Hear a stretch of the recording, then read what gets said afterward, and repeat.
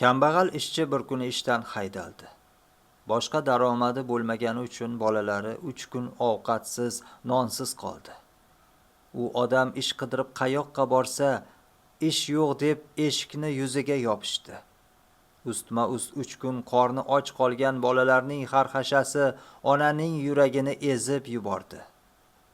Chorasizlik bilan turmush o'rtog'iga, "Ko'ryapsizmi bolalarni? Ochlikdan yuzlari sarg'ayib ketdi. Biz-ku mayli chidaymiz, lekin ular bunga chidolmaydilar. Bu ishning oxiri nima bo'ladi, o'ylab ko'rdingizmi?" dedi. Egilgan boshini ayoli tomon qaratib, "Necha kundan beri bormagan joyim qolmadi. Eng kam oylikka bo'lsa ham ish qidirdim. Bir kun bo'lsa ham qorningiz to'ysin deb, lekin hech kim menga ish bermayapti. Bolalarimning bu holi mening ham yuragimni ezib yubordi, lekin ko'rib turibsanki, qo'limdan biror narsa kelmayapti" dedi. Shunda ayoli, "Unday bo'lsa, mening kelinlik kunlarimdagi ro'molimni olib borib soting. Necha pul bo'lsa ham biror narsa olib keling. Bolalarimizning qornini to'ydiraylik. Qolganiga Alloh karimdir, rizq berguvchi udir. Bizga albatta biror xayrli eshik ochiladi" dedi. Uyatdan qizarib, tushib qolgan qiyin vaziyatni o'ylab, ayoli sandiqdan olib bergan hali yap-yangi turgan ro'molni olib bozorga bordi. Ro'molni o'sha paytda 2 dirhamdan ortig'iga olmasdilar. Olgan puliga biror yegulik olish uchun ketayotganda yo'lda tilanchiga duch keldi. Tilanchi o'tgan-ketganga shunday der edi: "Alloh rizosi va payg'ambarining ishqi uchun bo'sh o'tmang. Allohni xursand qilish uchun menga yordam berishni xohlovchi yo'qmi? Dunyoda hech narsasi yo'q, haqiqiy muhtojman." Ro'mol sotgan odam tilanchining oldiga keldi. Ayolining ro'moli pulini, necha kundir hech narsa yemagan bolalari uchun biror narsa olmoqchi bo'lgan pulini tilanchiga berdi. Endi bo'sh qo'l bilan uyga borish ham noqulay edi. Ro'molning pulini so'ragan ayoliga nima deb javob beradi? "Ro'molingga 2 dirham berishdi, uni tilanchiga berib yubordim. Uning yalinib yolvorishiga chidolmadim" deb qanday aytadi? Shu o'ylar bilan masjidga kirib, shom namozini o'qib, bo'sh qo'l bilan uyiga qaytdi. Ayoli va bolalari uni biror yegulik olib keladi deb kutib o'tirishgan edi. Kech qolganiga yaxshiroq biror narsa olib kelsa kerak deb o'ylabdilar. Ota umidsizlik bilan eshikdan qaradi. Ayoli bu holatga hayron edi.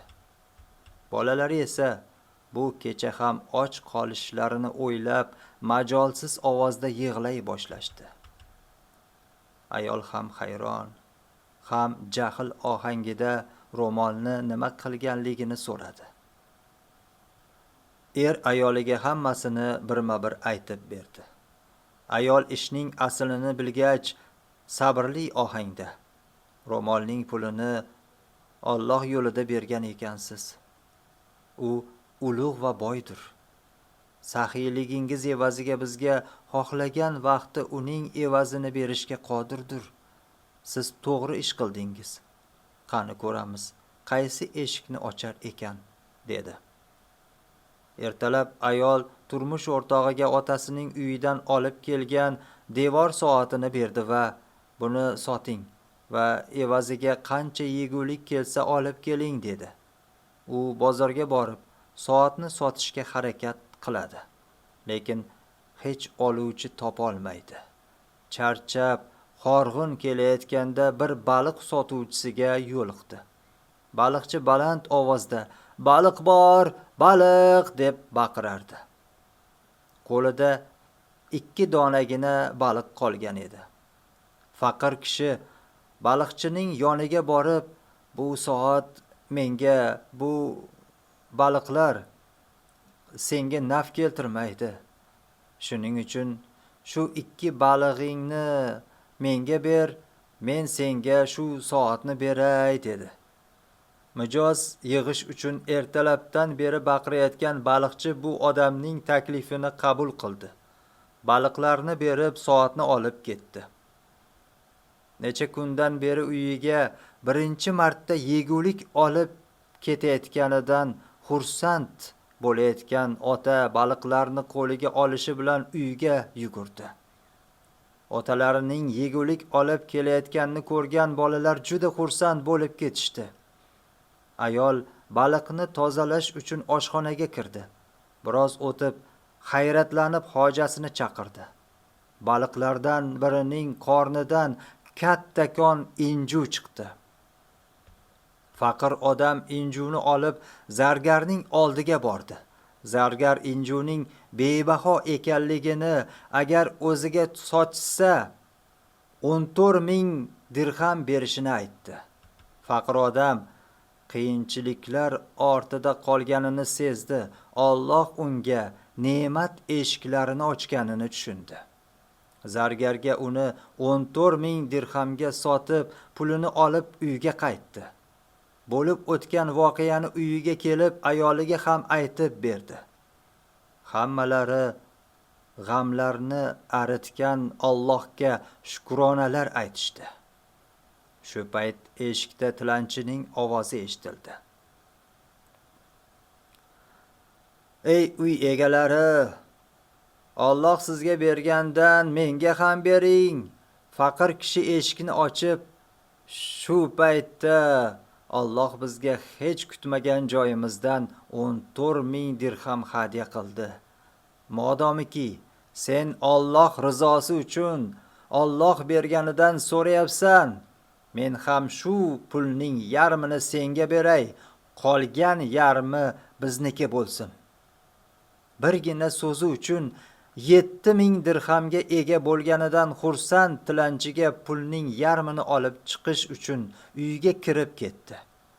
Chiqib qarasa, tilanchi yo'q. U yer bu yerni qarasa hech qayerda ko'rinmaydi. Uy egasi o'sha kuni g'am tashvishlardan xoli uyquga ketdi va tushida boyagi tilanchini ko'rdi. Undan nega ketib qolganini so'raganda tilanchi, men tilanchi emas edim, Allohning farishtalaridan biri edim.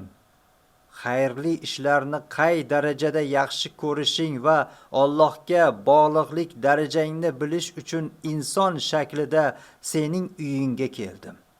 Meni Alloh seni oxirgi marta sinab, darajangni yuksaltirish uchun xonadoningga yubordi.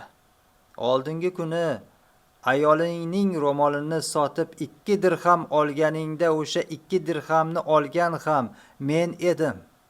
O'sha 2 dirhamni xotirjamlik bilan Alloh rizosi uchun menga berganing uchun Alloh senga inju berdi. Bugungi saxiyliging uchun esa narigi dunyoda tengsiz ne'matlar bilan to'la jannatga erishasan. Seningdek eng qiyin vaziyatlardan ham Alloh rizosini barcha narsadan ustun qo'yuvchilarga xushxabar bo'lsin.